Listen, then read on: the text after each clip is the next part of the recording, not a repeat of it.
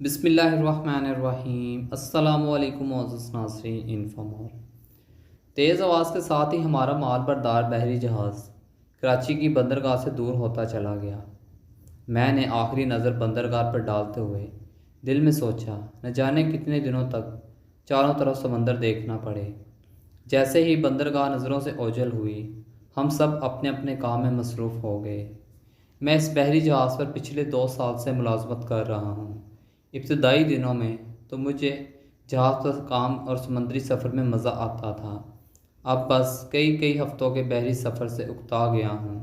سفر کے دوران ایسا لگتا ہے جیسے ہم دنیا سے بالکل کٹ گئے ہوں۔ چاروں طرف سمندر میں بحری جہاز کسی جیل سے کم نہیں لگتا تھا۔ اس مرتبہ ہمارا بحری سفر انڈونیشیا کے دارالحکومت جکارتا کے ساحل کی طرف تھا۔ یہ میرا انڈونیشیا کا دوسرا بحری سفر تھا۔ یہاں کا پہلا سفر مجھے آج بھی یاد ہے۔ کس قدر اکتا دینے والا سفر تھا۔ جہاز پر کام کرتے ہوئے رات ہو گئی تھی۔ رات کے اندھیرے میں سمندری موجوں کی آوازیں ماحول کو پراسرار بنا رہی تھیں۔ چونکہ اب میرے کام کرنے کا وقت ختم ہو چکا تھا، لہٰذا میں کھانا کھا کر اپنے کیبن میں جا کر سو گیا۔ رات کا درمیانہ پہر تھا۔ اچانک میری آنکھ کھلی تو باہر ہونے والی ہلچل نے میرے رونگٹے کھڑے کر دیے۔ مجھے محسوس ہوا جیسے کوئی کسی چیز کو گھسیٹ رہا ہو۔ میں خوف زدہ ہو کر اٹھا اور آہستہ سے تھوڑا سا دروازہ کھولا۔ جہاز مکمل طور پر اندھیرے میں ڈوبا ہوا تھا۔ شاید بجلی کا نظام خراب ہو چکا تھا۔ میں نے ہمت کر کے سر آگے کیا اور ایک آنکھ سے باہر کی طرف جھانکا تو یہ دیکھ کر میرے جسم میں سنسنی دوڑ گئی۔ باہر ایک شخص کسی کی لاش گھسیٹ رہا تھا۔ لاش میرے منہ سے خوف زدہ انداز میں نکلا۔ یہ ہے کون؟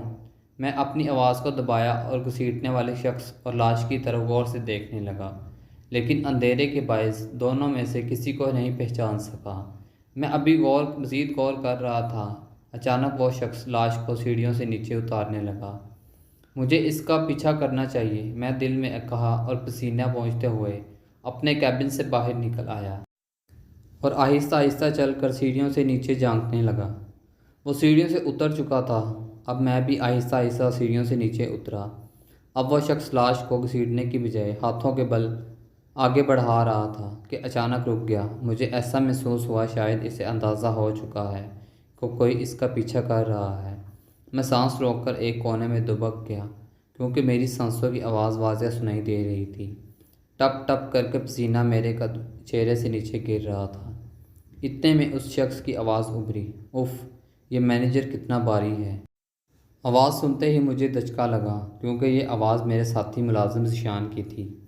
کیا اس نے جہاز کے مینیجر کو قتل کر دیا؟ کیا میرا دوست ایک قاتل ہے؟ میں یہ سوچ کر کانپ اٹھا۔ اچانک مجھے دوبارہ ذیشان کے قدموں کی آواز آئی۔ میں نے خوف کے عالم میں جھانکا تو وہ مینیجر کی لاش کو گھسیٹ کر جہاز کے ایک کیبن میں داخل ہو گیا۔ کیا مجھے جا کر ذیشان کو رنگے ہاتھوں پکڑ لینا چاہیے؟ نہیں، مجھے ایسا نہیں کرنا چاہیے۔ اس طرح وہ مجھ پر بھی حملہ کر سکتا ہے۔ مجھے جہاز کے کپتان کو اطلاع دینی چاہیے۔ میرے ذہن میں خیال ابھرا۔ اب میں اس کونے سے نکل کر کپتان کو اطلاع دینے کے لیے واپس سیڑھیاں چڑھنے لگا اور بار بار پیچھے مڑ کر بھی دیکھ رہا تھا کہ کہیں ذیشان مجھے دیکھ نہ لے۔ سیڑھیاں چڑھ کر میں بھاگم بھاگ کپتان کے کیبن میں پہنچا اور انہیں سارا واقعہ قصہ سنایا۔ ذیشان نے مینیجر کو مار کر اچھا نہیں کیا، کپتان نے افسردہ لہجے میں کہا۔ سر، مجھے تو لگ رہا ہے یہ بجلی بھی ذیشان نے ہی خراب کی ہوگی تاکہ کوئی اسے دیکھ نہ لے۔ میں نے جلدی سے کپتان کو اپنا خیال بتایا۔ لیکن بجلی ٹھیک کرنے کے لیے مکینک گیا ہوا ہے، ابھی تھوڑی دیر میں ٹھیک ہو جائے گی۔ یہ کہہ کر کپتان نے توقف کیا اور پھر کہنے لگا، آؤ جلدی کرو، ذیشان کو پکڑیں، یہ تو ہمارے لیے بھی خطرہ بن سکتا ہے۔ مسلح کپتان مجھے اپنے ساتھ لے کے کیبن سے باہر نکل آیا اور ہم ذیشان کو تلاش کرنے لگے تو وہ ہمیں ایک اور لاش گھسیٹتا ہوا نظر آیا۔ سر، دوسری لاش، میرے منہ سے گھٹی گھٹی آواز میں نکلا۔ کپتان نے گن ذیشان کی طرف تانتے ہوئے تیز آواز میں کہا، ذیشان، خود کو ہمارے حوالے کر دو، ہم نے تمہیں لاش لے جاتے ہوئے دیکھ لیا ہے۔ ذیشان آواز سن کر چونکا اور ہماری طرف حیرت سے دیکھتے ہوئے بولا، کون سی لاش سر؟ یہی جو تم گھسیٹ رہے ہو، اس سے پہلے تم نے مینیجر کی لاش کو نیچے لے گئے ہو، میں نے تمہیں خود اپنی آنکھوں سے دیکھا تھا۔ تم نے خود کو کہا تھا کہ اف یہ مینیجر کتنا باری ہے۔ میں اتنا کہہ کر چپ ہوا ہی تھا کہ جہاز کی بجلی واپس آ گئی اور میری نظر لاش پر پڑی تو میں چونک اٹھا۔ سامنے لاش نہیں بلکہ اناج کی بوری تھی۔ یہ کیا؟ یہ تو اناج کی بوری ہے، کپتان حیرت سے بولا۔ ہاں، آپ سمجھے میں کسی کی لاش لے جا رہا ہوں؟ ذیشان مسکرا بولا۔ کپتان نے سر ہلاتے ہوئے کہا، لیکن تم اتنی رات کو یہ بوریاں گھسیٹ کر کہاں لے جا رہے ہو؟ میں نے حیرت سے پوچھا۔ مینیجر صاحب کو تو تم جانتے ہو نا، انہیں تو بس غصہ کرنے کے لیے موقع چاہیے ہوتا ہے۔ انہوں نے کل مجھے کہا تھا کہ یہ اناج کی بوریاں اس کمرے سے نکال کر نیچے لے جانا، پھر میں باقی کاموں میں اس قدر مصروف ہو گیا کہ مجھے وقت ہی نہیں ملا۔ ذیشان اتنا کہہ کر ایک پل رکنے کے بعد پھر دوبارہ گویا ہوا۔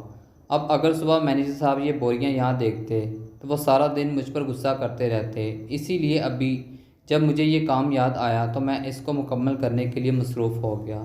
ذیشان نے جیسے ہی منہ بناتے ہوئے بات مکمل کی تو اچانک مینیجر کے کیبن کا دروازہ کھلا اور وہ باہر نکل کر گرجنے لگے، اتنی رات کو تم لوگوں نے کیا شور مچا رکھا ہے؟ جیسے ہی ان کی نظر اناج کی بوری پر پڑی تو وہ مزید غصے سے کہنے لگی، میں نے تمہیں کل صبح کہا تھا یہ اناج کی بوریاں نیچے والے کمرے میں منتقل کر دو، لیکن تم نے ابھی تک یہ کام مکمل نہیں کیا۔ تم بہت کام چور ہو، میں تمہیں نوکری سے نکال دوں گا۔ مینیجر صاحب مسلسل گرجتے جا رہے تھے جبکہ ذیشان سر نیچے کیے چپ چاپ سن رہا تھا۔ شرمندگی کے مارے میرا برا حال تھا کیونکہ میری وجہ سے ہی بیچارے ذیشان کو ڈانٹ کھا رہا تھا۔ Thanks for watching info more.